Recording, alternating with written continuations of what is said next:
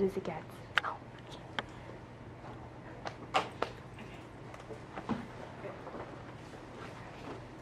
Is it recording? A baby's first words. A toddler's first steps. A 5-year-old's first day of elementary school. As children, we all underwent these momentous milestones as we grew and matured into the individuals that we are today. Now, along the way, there have been people who have been helping us.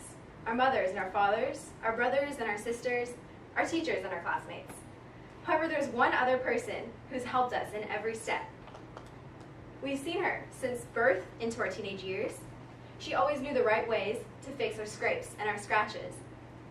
We always left her office with lollipops in our hands and smiles on our faces. She's impacted our lives greatly, and she's made sure that our childhoods were happy and healthy. She is a pediatrician. Hi, my name is Amy Zhang, and this year in ISM, I'm going to be studying the field of pediatrics. Now, when I tell people that I want to become a pediatrician, one of the first responses I get is, why? Children are so hard to work with, they never sit still, they're always crying and they're whining. Well, for me, my passion for working with children started a couple years back. When I first got a job as a birthday party host at a local bowling alley, I realized a lot of my coworkers were frustrated and annoyed with the little balls of energy that were bouncing off the walls. I realized that the right combination of patience and understanding made the children cooperate and made the birthday parties a success. So eventually I got a job as a tutor at a math and reading center, and I tutored children from about preschool age to freshmen in high school. And I realized that seeing the smiles on their faces made me want to do a job, or to pursue a career where I could see those smiles every single day for the rest of my life. So here I am with pediatrics. Now, what exactly is a pediatrician?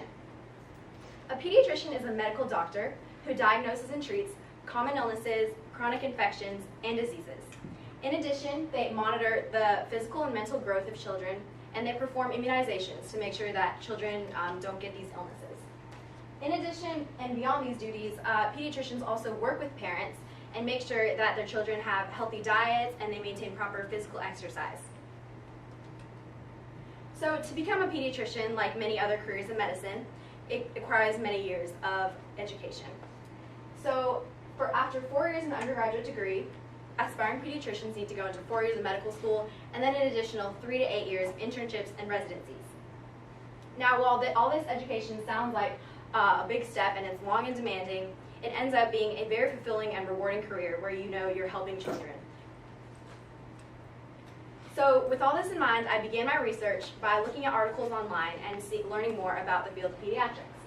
So this year I've written 6 research assessments, and today I'm going to talk about 3 of the most important ones.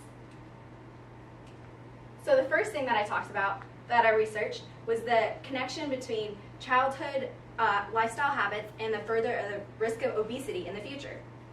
So basically, there's a critical period between conception and adolescence in children where their lifestyle habits can affect the risk of becoming obese in the future. So there are 3 determining factors, which are diet, amount of physical exercise, and the amount of stress that a child has. Another interesting thing that I found is that a family's financial situation can actually really affect if a child has a greater risk of becoming obese in the future. A low-income family generally doesn't have as much access to fresh produce and organic foods, and they have to end up resorting to fast food and to convenience store snacks, which are low in nutrition and high in calories. So what pediatricians can do is, while they can't change the financial situation of a family, they can make sure that children have healthy diets to the best of their ability, make sure that they exercise, and make sure that they manage their stress well. The second topic I researched was genetic testing and the ethics of genetic testing. So basically what I've learned is that as technology increases, there's been different kinds of genetic testing, and I focused on 2 of them. The first one is called carrier screening. And basically what carrier screening does is it identifies individuals to be genetic carriers for diseases such as muscular dystrophy and sickle cell anemia. The second type of genetic testing I focused on was called predictive screening. And basically what this does is it tests for the risks of children in getting later onset diseases such as Alzheimer's. So what I learned about this is as the years go on, genetic testing can become more and more accurate, it can encompass more fields, and it can help pediatricians a lot in their practices. And the third topic that I researched is family pediatrics. So when a child goes into a pediatrician, there's often the child and the parent. So the parents and the people that a child is surrounded with, like their family, ends up influencing their lives by a lot. So lately there's been a demographic shift to where there are more single-parent households.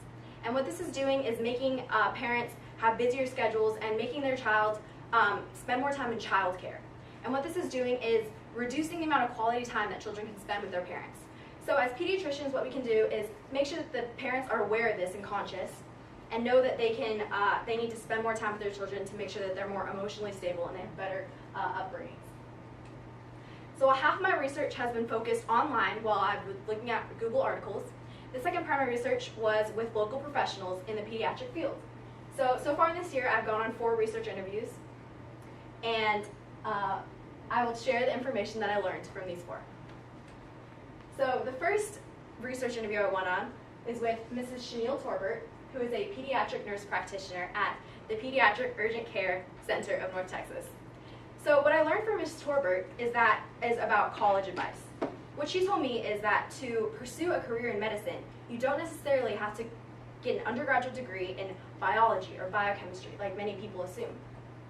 In fact, she said that in her further years of medical education, a lot of the individuals actually didn't have degrees in biology or in science. They had degrees from anywhere from dance to art to economics.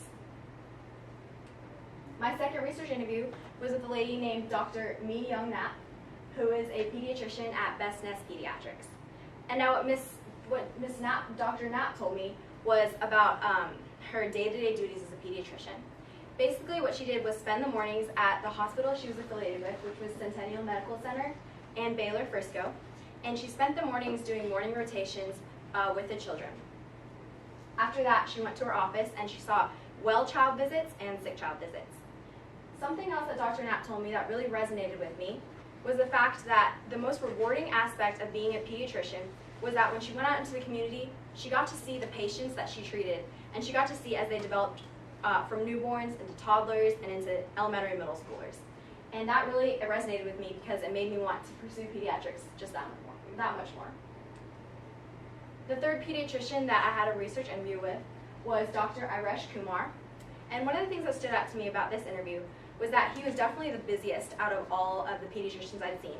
And this is probably due to the fact that he was the only pediatrician in his private practice. And one of the things Dr. Kumar taught me about was the age range that he saw most commonly. While pediatricians are licensed to treat children from like 1 month old all the way until 18 years old, he said that the biggest age range of children he saw were from about 1 month old to 5 years old. And he explained to me that this is because the younger a child is, the more medical attention they need and the more care they need. So the fourth research interview I went on was with a man named Dr. Gary Gerlacher. And he is one of the most unique research interviews I've gone on because he blended pediatrics with business. So after 14 years of practicing pediatrics, Dr. Gerlacher got an MBA and decided to shift onto the financial and entrepreneurial side of pediatrics. And this really interested me because I've always been interested in both business and pediatrics. So basically what he did was he founded Pediatric Urgent Care Consultants, where he goes around Texas and he opens pediatric care clinics for pediatricians. And when I went on the interview with him, he taught me about the fact that most pediatricians nowadays don't have that much business background. So they don't necessarily know how to run their businesses. They may know how to practice the medicine, but they don't necessarily know how to have the most efficient and profitable business. So this really taught me to broaden my horizons and know that pediatrics isn't all just about the medicine and the service. It's also about knowing how to run the business and make sure that your company is most effective and profitable. So I'd like to leave you with a quote. We make a living by what we get, but we make a life by what we give. This quote really shows me the reason why I want to become a pediatrician. I feel like taking all the education you've learned and giving it back to the community and those in need is really the best way to spend the rest of your life. And I feel like through my experiences in ISM this year and in my college and further endeavors, I hope to encompass this quote and make sure that everything I do helps and services the community and society. Thank you.